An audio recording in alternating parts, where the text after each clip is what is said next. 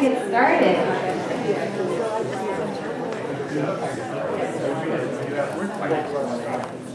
All right, well, welcome everyone. Thank you so much for being here. And I'm so glad you all came out, because if you're here, you're at exactly where you need to be. This is the event of the evening. It's a very special event that we have tonight. So I'm very glad you're all here. My name is Leora Sponko. I'm the Executive Director of Lane Arts Council. We cultivate strong and creative arts communities throughout Lane County. So we put on this art talk, we do the first Friday art walk, we engage youth in arts education experiences, and we support artists and arts organizations. So if you're not familiar with our work, come talk to me after. I'd be happy to share more information. We are very glad to be here in this building. This event, Art Talk, is sponsored by the Center at Lane Community College downtown campus. So please help me thank Lane Community College for sponsoring this event.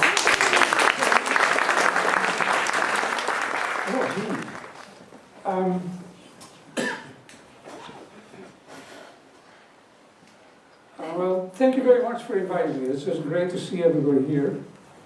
And I'll probably tell you just a few words of introduction, both about my little speech here and a little bit about my life and work, and also maybe also dispelling some myth about my work as well. I brought with me, you can count, 32 images, 32 slides, so it's not endless, but it's a fair amount. And I also, since I have I work a lot and I work all the time, I have a very extensive body of work, and I have to be somewhat fluid about the nature of this talk. And so I had to, by necessity, omit a lot of works as well, which includes most of the watercolors. There's only 2 or 3 watercolors in here. And there's no drawings in here, although I do a lot of them. And one of the reasons is that I didn't include it, these drawings are all done with a pen, and they are so difficult to photograph and produce that they wouldn't really work very well in projection anyway. And so I focused pretty much on like major paintings done over their last, relatively, well, my life is long enough to say that 10 years is a short period of time, but sort of around that. And I've also put in work somewhat in little groupings, so there's kind of a narrative to it a little bit, and at the same time it sort of divides it up in little chapters of like progressions of paintings, just to give you kind of an idea about what to expect.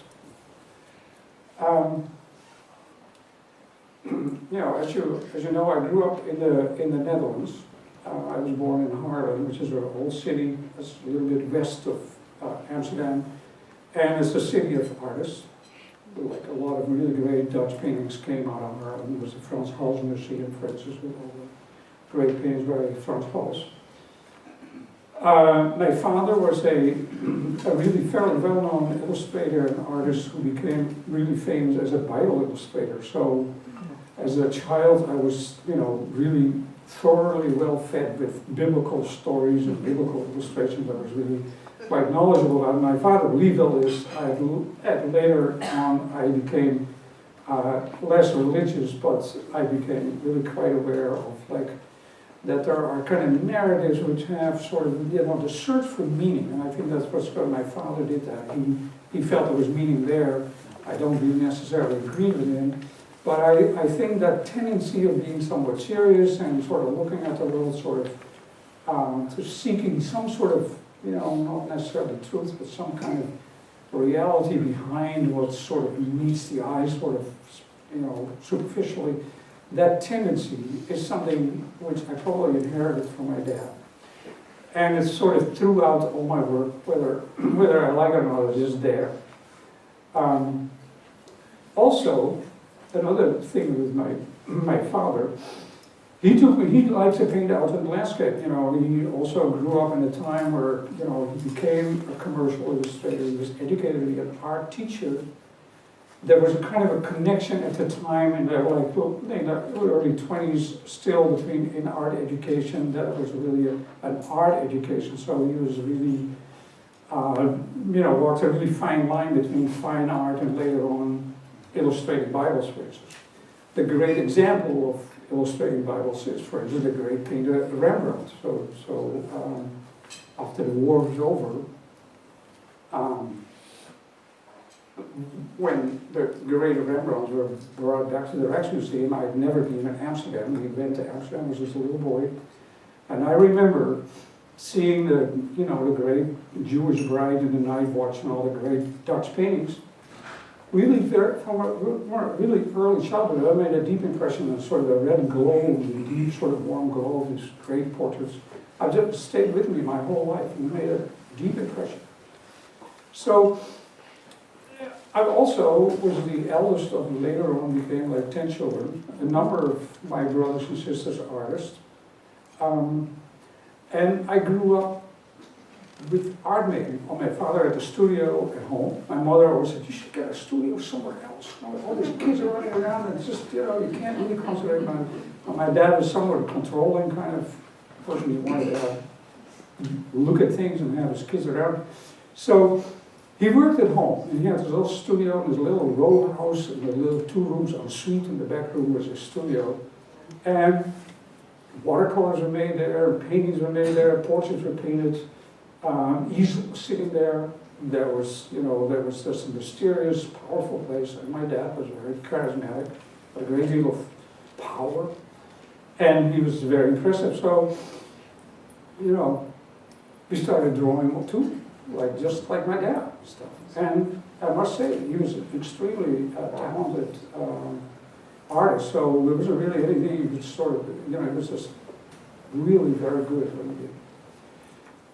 Also, since I was born shortly before the war broke out. I was born in 1937. The war broke out in 1940. By the time the end of the war, the winter of 1944-45, was an extremely bitter cold winter. There was also, the Nazis had already been defeated up to the rivers. And the north of the river, like Amsterdam and Haarlem and all another part of the country, was occupied by the Nazis. And the Nazis were Nazis till the very day they lost the war.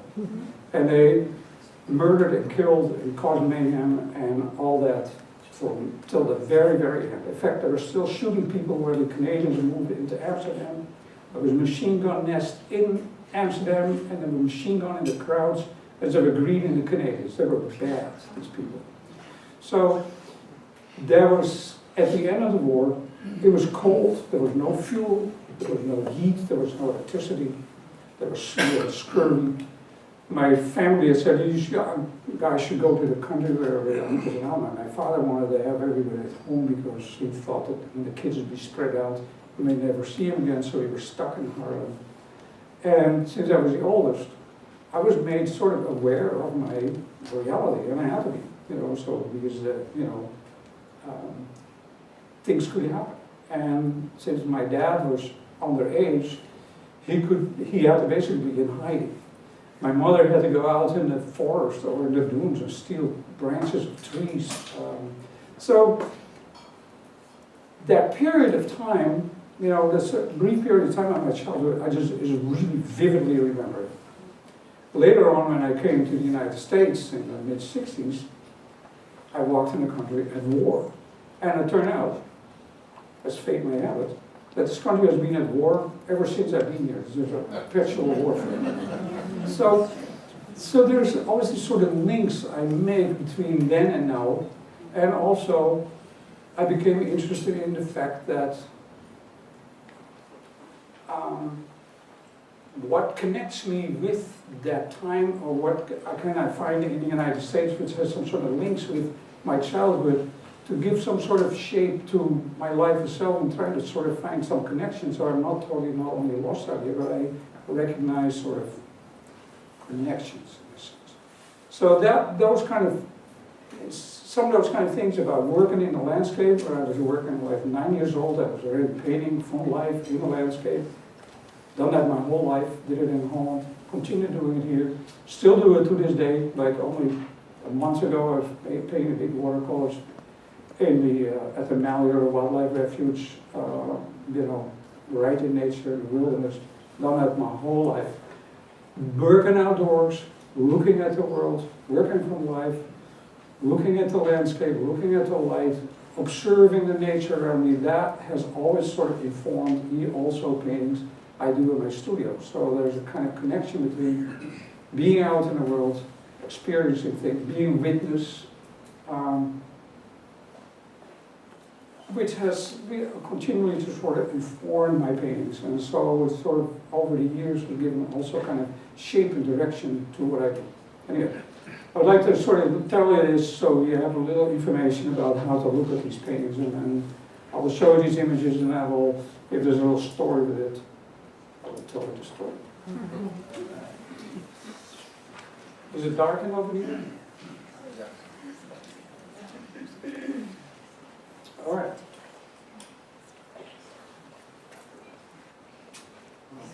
So, here we are in the very beginning. I thought we start out in the beginning.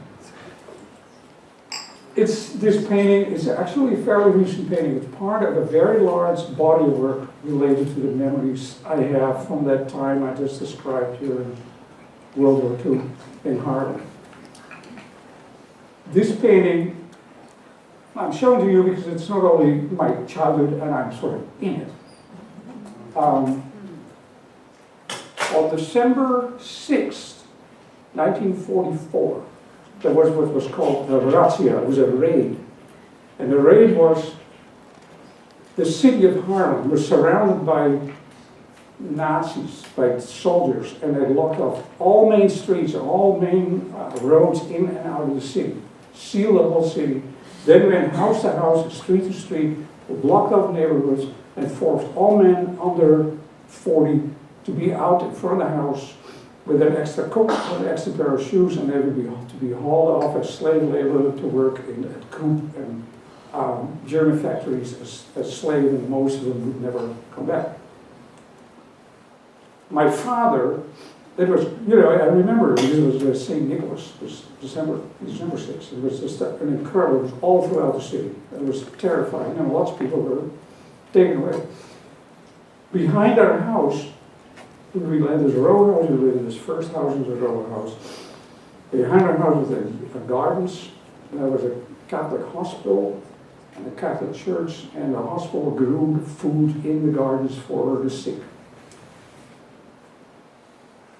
My father ran when the Nazis knocked on the door. He opened the door, then ran to the backyard and hid underneath the church, together with all the people of the neighborhood. My mother, and my brother, Jan, who also will figure in this presentation, was then only like 6 days old. And my mother draped herself in front of the window and sort of pretend to breastfeed this baby, although she had absolutely no nourishment. And the baby, actually, my brother, really died from hunger shortly after, as a ruse. And we had to say to the soldiers from, my daddy is in Germany, in Dutch, we had to say. So the soldiers came and looked through the window, and that was my mother sort of, saying, Lord, the poor woman with a little baby in the window, and the little kids out there, and daddy is in Germany, and all that. So they were sort of deflected from, crashing into the house and all that. And so this painting is sort of a ruse, basically, on the part of my parents. And at the same time, it sort of also signifies that, that it may appear to be safe at home, but forces outside of your home are always sort of threatening to get themselves in it. And that's kind of the nature of war, but also kind of the nature of life itself, that things aren't really as safe as they appear. And so there's the child out here with the empty pants, which clearly hunger. And this painting is really fairly close to actually what the interior of our house looked like. So I actually researched it. There's a little photo I found of the little corner of the thing. So it's really very much the way our home looked like at the time in this winter during the war. And it's sort of the beginning of also my life as a, not only as a person, but also maybe as an artist. So the next painting, if I can find a little button. Whoop, sorry, go this way. This hospital, this Catholic hospital, they felt sort of sorry for this little family. And so they would occasionally cook like potatoes or food for us in the kitchen stove, and we'd go into the hospital kitchen to get the food they gave us. These monks and helpers out. And so there was one day that my dad went in there, and all of a sudden Germans broke into his kitchen and said, "Das ist ihr!" And they pointed at my dad. They were looking for somebody, and they said, no, that's not Mr. Painter, he's a neighbor and all that, he's not who you're looking for and stuff. And so my father's life was sort of decided between church and state. And so this painting is about, because I vaguely remember this kitchen, and my sister was there, and so this is sort of a memory of that time as a moment during the Second World War.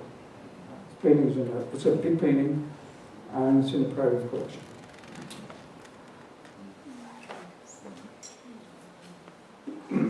This painting is set right after the war, and that was just like days after the war, where then the kids in the neighborhood would start playing war, because it's all they had seen. So there were like whole gangs of kids who would then beat up on other kids. I would be put in prison right away, because I was a little skin guy. And so here you see down our street in Haarlem. The white building there was occupied by the SS for a while. And there were, parachute troops, and so we made parachutes and we played with parachutes. And there in the right you see there's still tanks parked in the street, and you see these kids already chasing other kids like perpetual war in a sense. So I was saying I painted here in Portugal paintings out of '95 and sort of recalls my youth in Holland. And it's kind of been wonderful to paint these memory paintings here, like as a fairy tale, like far, far away, a long time ago, there was a family, and these kind of things happened to this family, and I was sort of universal stories I felt.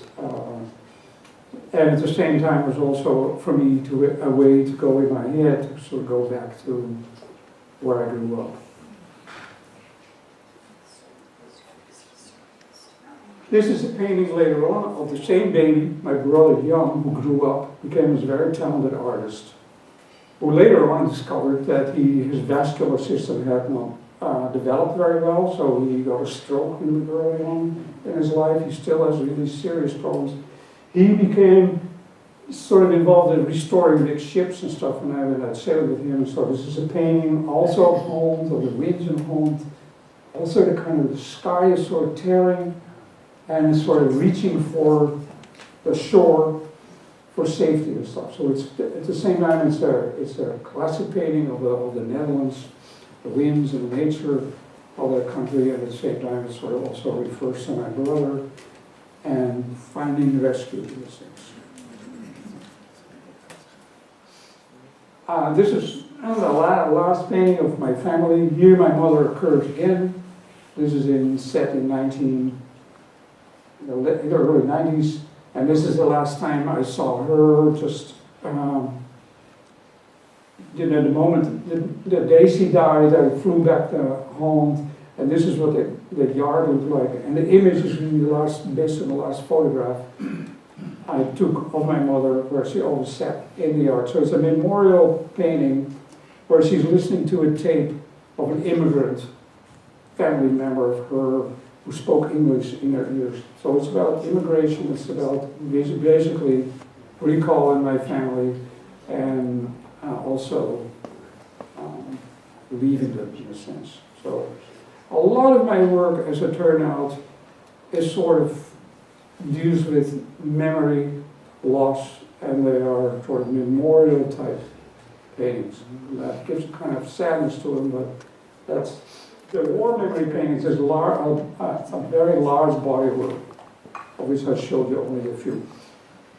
Then, after that, I started saying to give these paintings some sort of context in the larger world, I started looking what kind of memory, what kind of remnants there are of that period I can find. One of the things I did a few years ago, I went to Berlin, and on the other side of Berlin, at Brandenburg, were two former concentration camps. One of them is Sachsenhausen, and the other one is Ravensbrück concentration camp, which is a concentration camp for women. They're horrible places. They used to be in East Germany. They're now accessible It was in the middle of the winter, there was not a soul there. And I spent like several days there, made drawings and did documentation.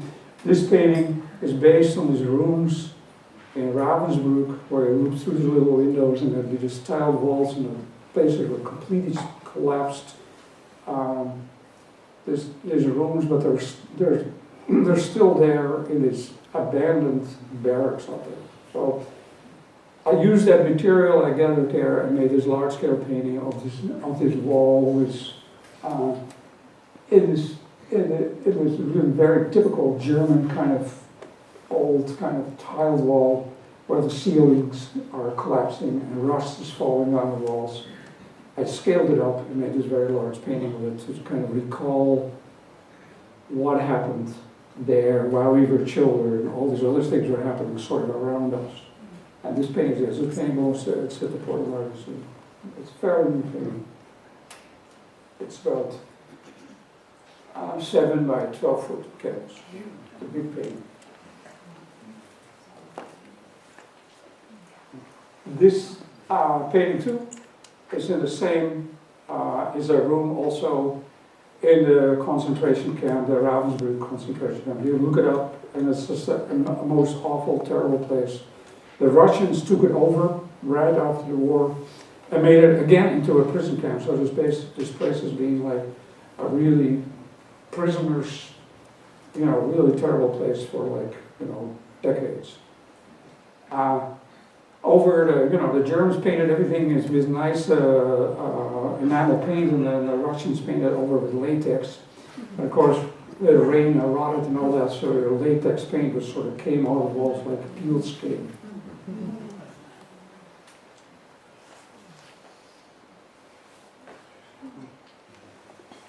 During the war, when I was living in this little house, we were sort of right in between London and Berlin. And in the daytime, the Americans would fly over and they would bomb German factories.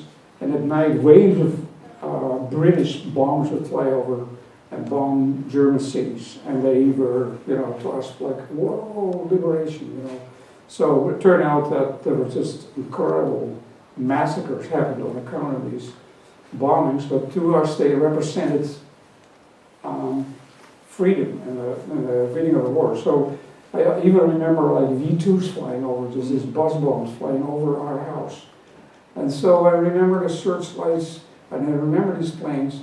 Later on in America, I got a commission from a woman whose father had been a bombardier during the Second World War, flying on Japan, and wanted me to do a painting of her dad. And she took photographs of her dad with her. I took one look at her. She looked exactly like her dad. It's a spitting image. This woman was like just precisely like him. And so I managed to find a B-29 bomber at the Museum of Flight in Seattle. Went down there, got into the cockpit, had my son pose as the bombardier. I did a number of studies there, and then later on I went back to the hangars and made a series of watercolors of these planes. And while I was there, I also got inside of the B-17 bomber, and this is the interior of one of those. And one of the workers who was restoring this plane was sort of right on top of it and looking in it. And I had this image of this, and I turned it into the pilot. So I put it in this pilot costume. I made the plane fly over a burning city. So there's the pilot of the B-17s holding on for dear life, sort of falling into this burning city. So it's kind of a fantastical painting, but it's also about really the despair of the time. And then the next painting is the painting of the bombardier flying his B-29. The whole cockpit is completely accurate. It's in an anamorphic perspective, so it's somewhat distorted, so you have to look at it from an angle in order to see the whole thing sort of become three-dimensional. And I painted the city below him. He just bombed, and he's just flying into the city. So it's a powerful painting. It's also belongs to the Portland Art Museum. The large 7-foot canvas.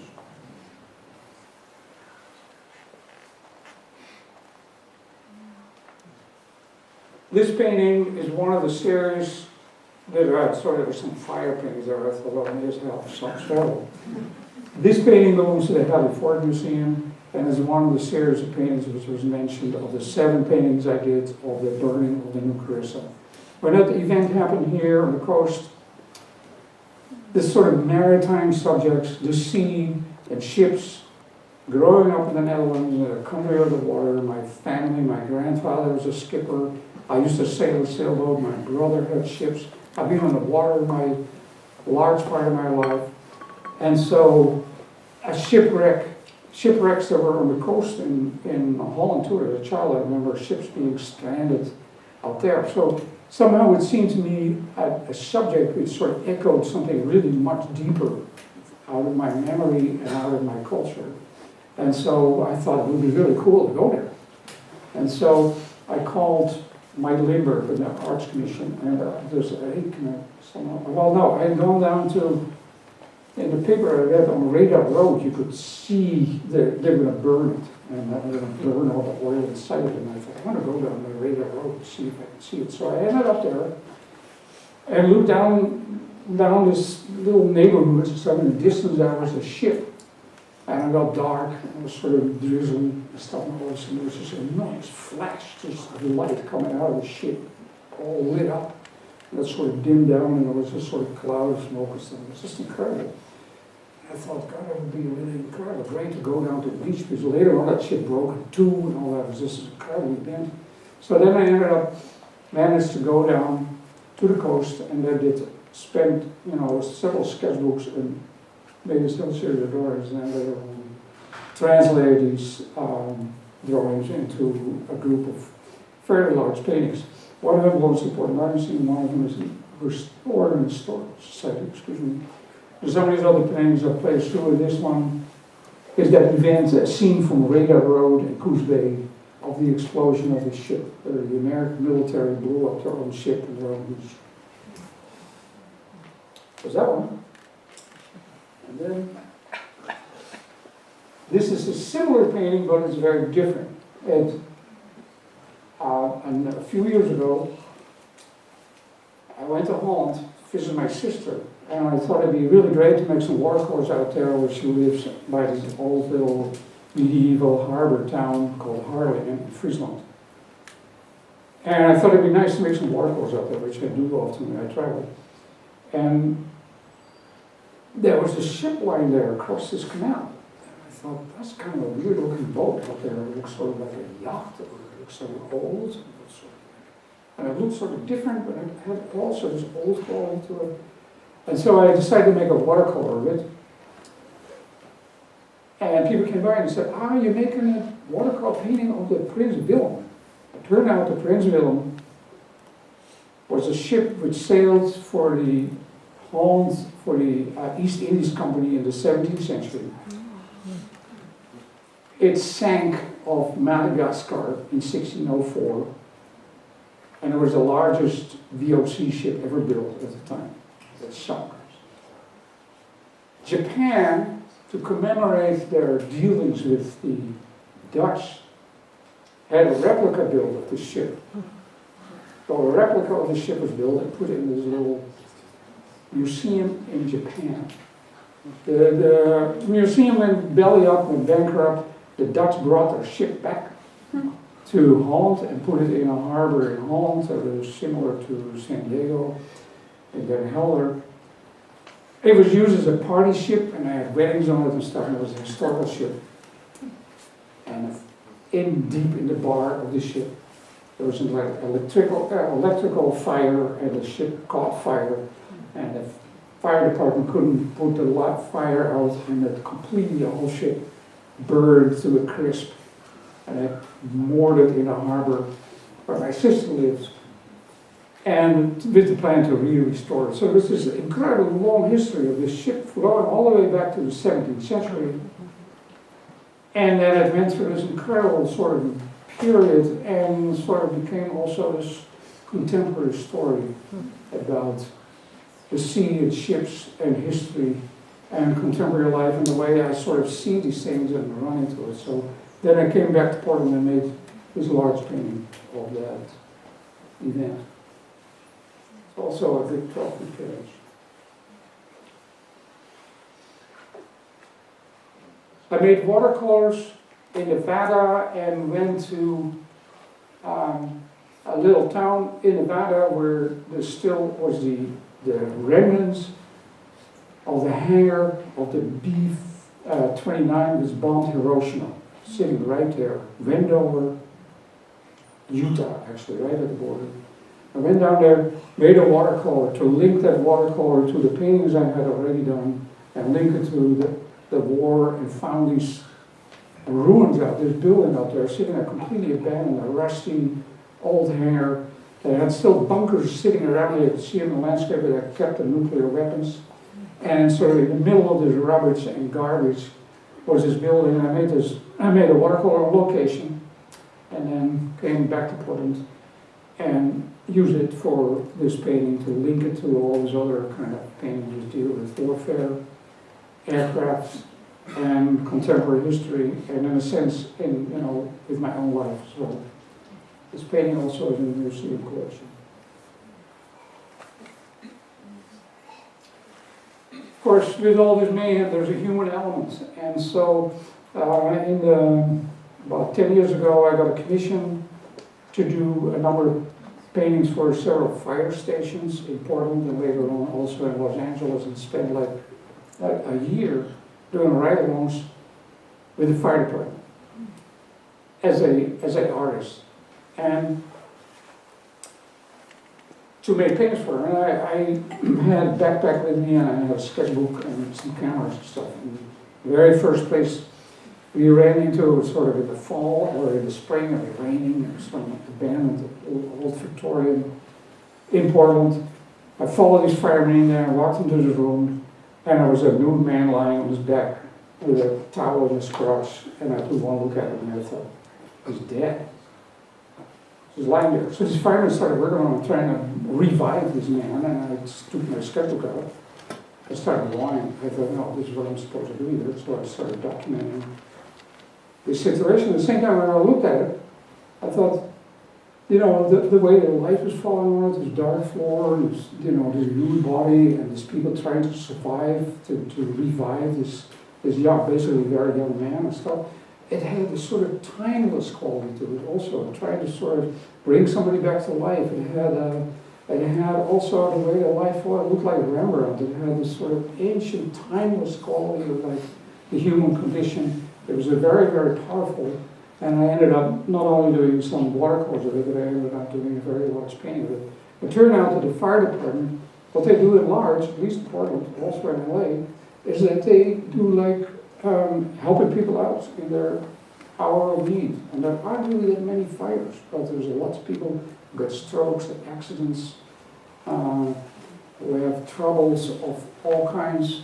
And they told me, so that these moments that people are completely themselves, they lose all mass, they lose all that because they're completely helpless. And there's this clearly very powerful, gripping moments in people's lives. And so I did this whole body of work on that.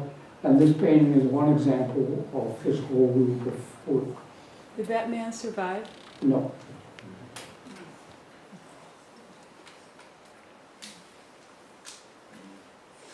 Later on, there was all this documentation, and I thought, what if you strip all the costumes off so they're not firemen anymore? Oh. But they're just people.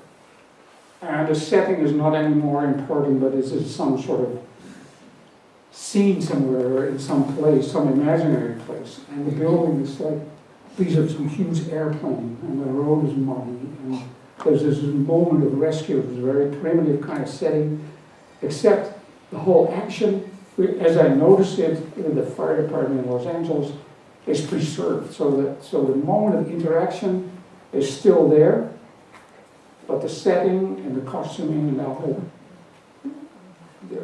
environment of the place has changed, and so the painting became sort of something all on its own, some kind of fantastical world, and at the same time the way people would interact, they would naturally interact as they would help each other. So a lot of these paintings have a kind of, they look sort of grim, but it's really about trying to save people and make people better in a sense.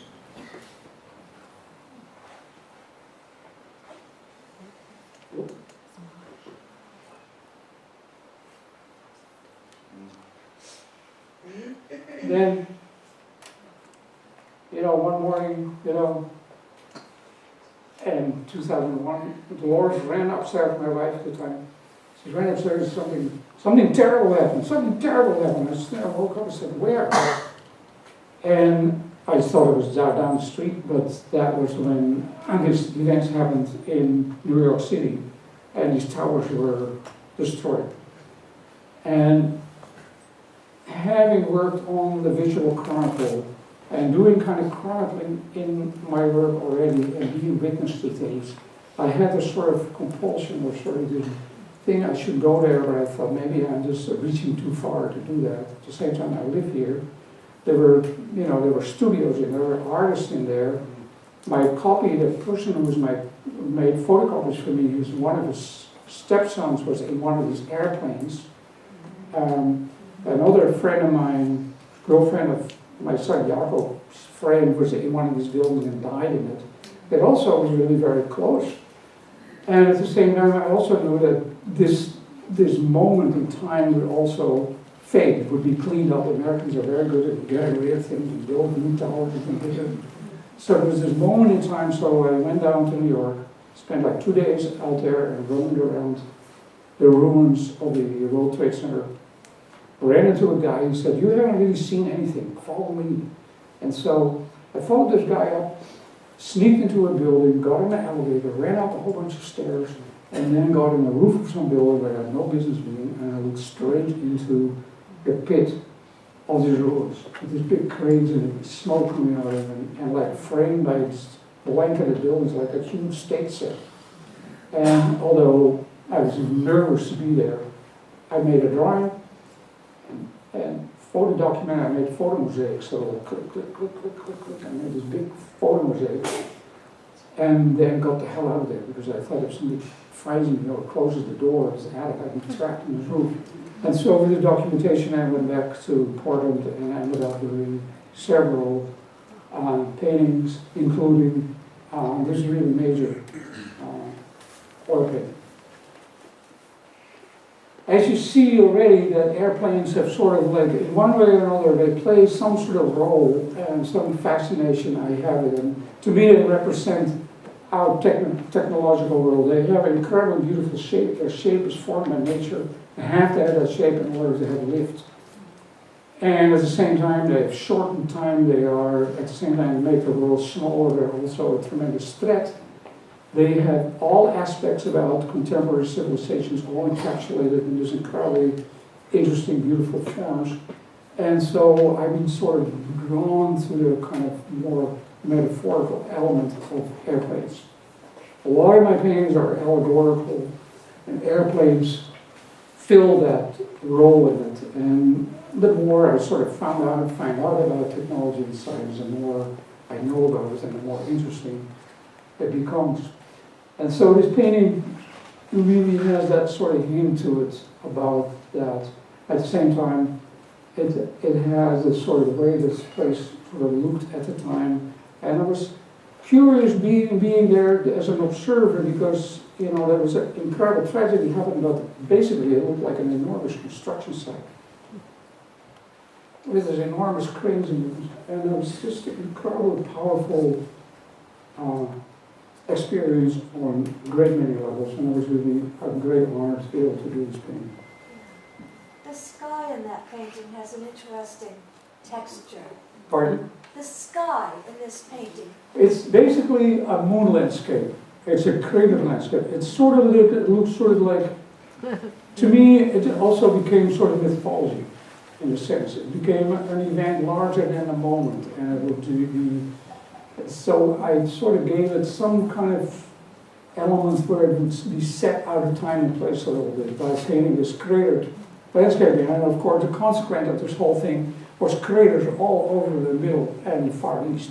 There was bombed to smithereens out of Afghanistan. So just, and it itself being a crater as well. So I thought that it had a kind of, I thought I'd give a kind of poignancy to the painting. And at the same time, it made it less than sort of an ordinary kind of rendering, in a sense.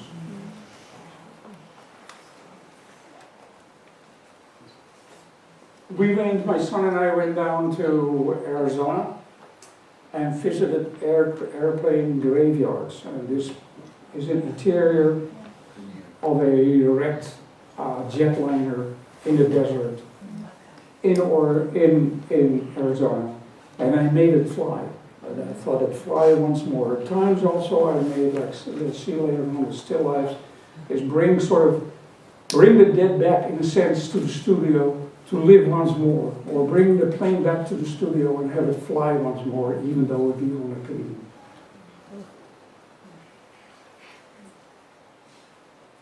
This is another version. This is in Tucson, Arizona. It's at the Davis Monthan Air Force Base. And what they do there, is one of the biggest airplane graveyards in the world. And there's rows and rows of B-52 bombers. And the older ones are being destroyed in agreement with the Russians. And as to destruction of weapons of mass destruction, there was an agreement that would just destroy that many. And then so the Americans would take like a big drag line with an enormous sheet of steel, and drop a sheet of steel, bang, on this plane, and sort of chop off the wings and chop off the whole cockpit area, and reconfigure them and put the wings alongside the fuselage. Take the whole cockpit part and put it crosswise. And the Russian satellite, in agreement that the Star Trek would come over and take a picture of it and say, look at that plane, it's broken, it's gone. So in that program of the Cold War, was this sort of incredible scenery on this airfield with this completely splintered paintings, and at the same time still retaining some of that sort of aero space kind of element to them as well. It was extremely powerful. On the same time, I make a kind of ironic statement about war and waste and violence and all that. It's this incredible landscape of essentially ruins. In that sense, that's all moved back to like things like Ruysdael out of the 17th century, also painted, ruins. But essentially, I'm kind of a romantic painter and look at things the way, people look, at least in Holland, in these old paintings, at the world. So you look at the world closely and observe it and sort of interpret the way you view things without any kind of interference or machinery or whatever, me in the world, absorbing it and giving it form. And so my links to this old painting, I get oftentimes, I paint old masterly paintings.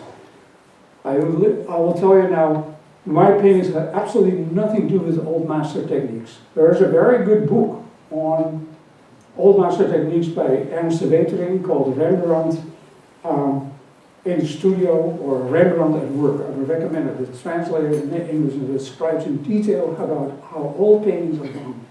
They're done, and it will change your mind ever. You will never look at old paintings again the same way. They use techniques which are totally radically different than the paintings I used. The paintings I make. Sometimes I use elements which seem like it, but they come more out of watercolor. Sometimes I do an underpainting and put a glaze over it, and the glaze is like doing a wash over a watercolor, except the glaze is like an oil, and it's an oil paint, but it's really more a function out of watercolors.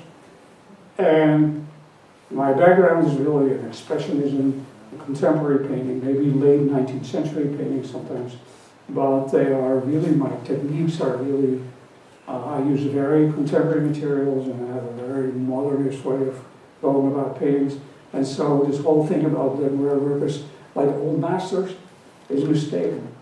But what echoes it is more the sentiment of the culture of like how people used to look at the world, the humanist element of it. Like, me and the world and giving it form and interpreting it. That element of it, that even trying to find some sort of meaning, sorting out what it is, that may have some kind of link with these older painters. But there's basically, technically, these are really very modern works.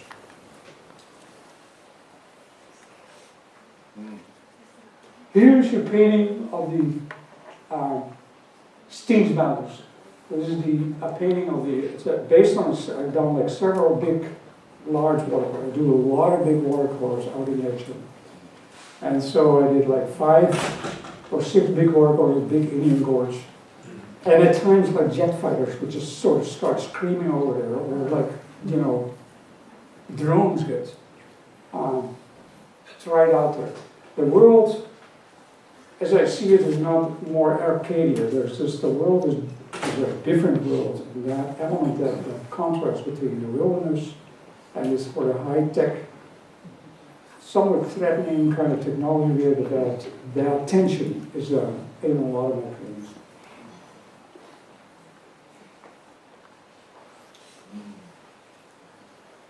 This is a fairly recent painting.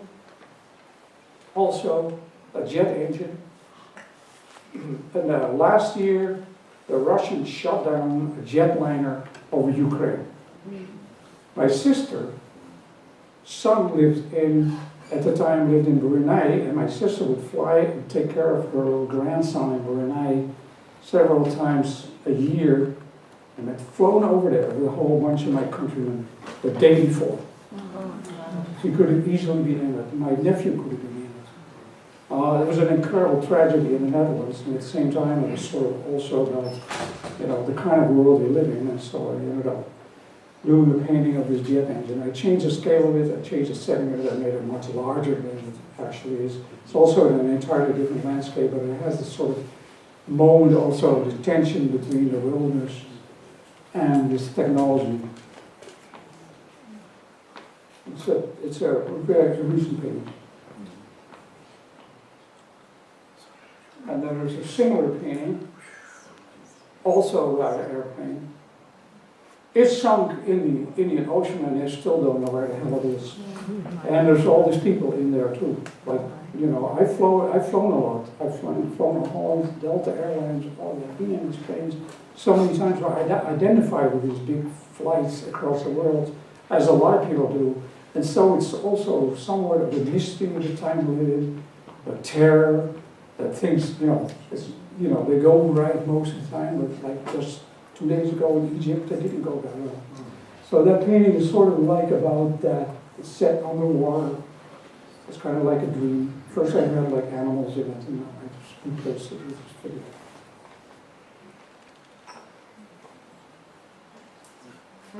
This is an example of my portraits. This is a portrait of my wife shortly before she died. And I agreed to make one last painting of her that's hanging in my studio. I painted a great many portraits of her throughout my life, and I still hope I really like painting portraits, and there's a lot of portrait elements in all my work. And so whether it's a person, or whether it's an occasion, or an event, or an object, or a landscape, there's all of this sort of element of portraiture to them. Including still lifes. Still lifes are very, very portrait-like, and the next sequence of paintings will be still lifes. After Dolores passed away, I gathered some of her things and made a memorial. You know, I had her typewriter, her telephone, and I made her all the sort of the flute she used to play, all the sort of things which were part of her life, and I made a still life out of it. And most of my still lifes are memorials in a way. So this is a memorial type painting, as a lot of my paintings are. This also is a memorial. It's a memorial to my parents. When my mom passed away, my sister sort of walked up to me and said, "Why don't you take this with you to America, because I'm sort of embarrassed to have them here, and I don't really know what to do with them. I don't want to have anybody grab them." And gave me all the letters my parents wrote to each other between 1932 and 1937. And they wrote each other nearly every day, and it was close to 1,000 letters of that conversation between my parents. Then I quit writing and I got married, and of course the first consequence of all this letter writing was me, my person. So I had these letters, and it was just, I counted them, and I had letters my grandmother, I had all these incredible stories. They were separated, you know, my mother's and my dad's letters, my dad and my mother's letters. And so I tried to collate them, but I've never been able to do that. And so that was the first painting of commemorating my parents' communication with the evidence of that time. And of course, it's also a time capsule because nobody writes these kind of letters anymore. It's now email or texting or whatever, so it's also about their time. But the content of the letter also described not only about the relationship, but also the rise of Germany, the tensions in the country, the poverty, the attitude of people at the time and stuff. So it was a very, very moving period document as well.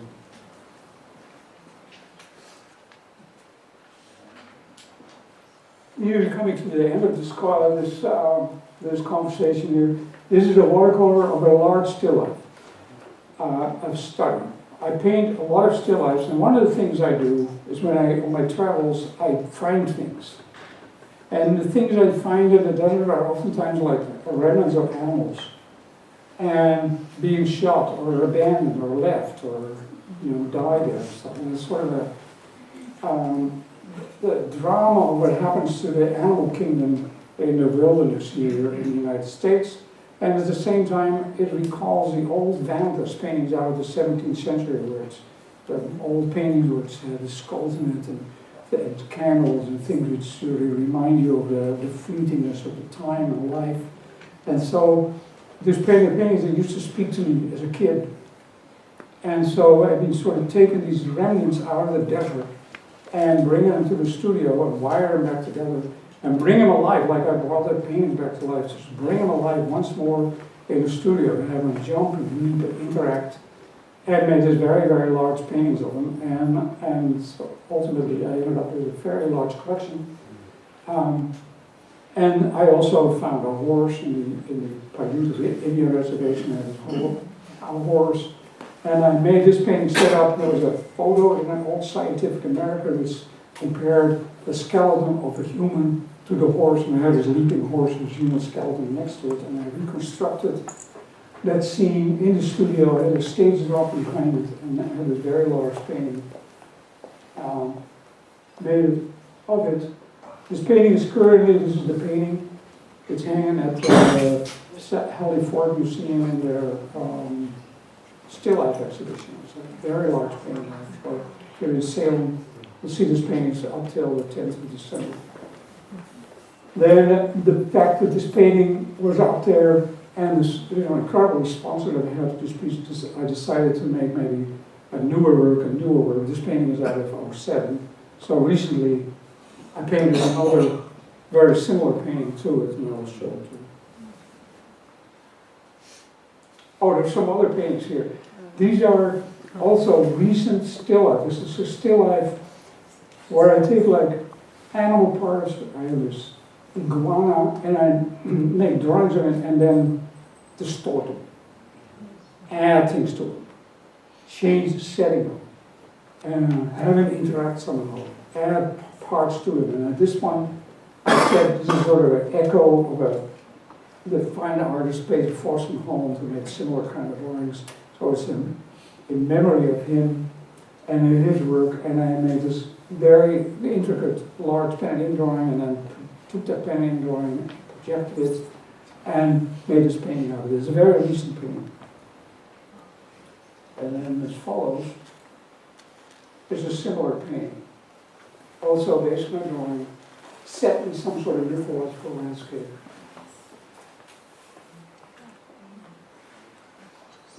Also very recent still. But it doesn't look like a still life, but basically essentially started out as a still life. Again, it has a plane in it. Again, it has a sort of sense of time and history associated with it.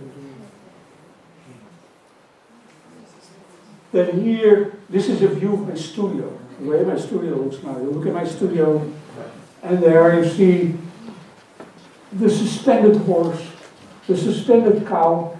Somebody sold me a tiger skin with a tiger's head out of the 19th century, and I thought I'd had the tiger attack the cow, and then set up this whole setting and put my whole skull collection in it and draped behind it some drops I had done for a play which took place in Argentina in the 70s where all the kids were picked up by the junta and dropped out of airplanes. So there was this kids, this figures falling out of the sky, there was just book burnings, there was this ominous buildings, so they made these drops took their drops out of their plate drawer and suspended them in the back of my studio and built this whole still life in front of it.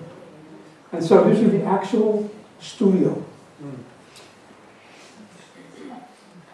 This is the water study for the painting. It's one of two, actually.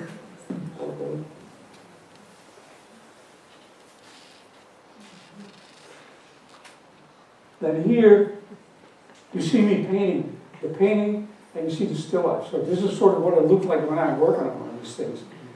The painting was so damn big that I couldn't walk to my palette table and climb up the ladder and look on it. So the whole painting was painted with a big hand palette. You see him holding the hand palette and working on his painting, and I'm looking over, and this whole painting, this whole big still life, completely, totally painted from nature. And then here, the next image, this is a painting. It's it's like 7 by 12 foot, huge canvas, took about 3 months to paint.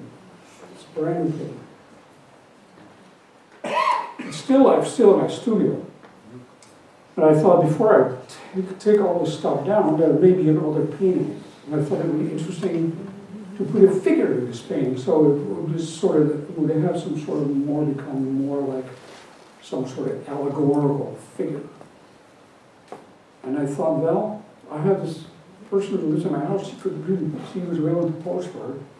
Well, I'll put her in it. And who would she symbolize? And then I had this book on Peter Greenaway, which had all those allegories, all those nude figures holding all these various symbols and stuff representing various entities. And I thought, in this kind of setting, what would her attribute be? There's all those dead animals. And I thought, she should be the huntress. She should be Artemis, the hunter. And so I had a friend, the United States is one huge armed camp. So it was really easy to call somebody and say, hey, do you have a rifle? Oh, I have one. So I got to the rifle. I painted this painting. I'm still working on it. It's a large painting. It's about 7 feet tall, it's practically life size.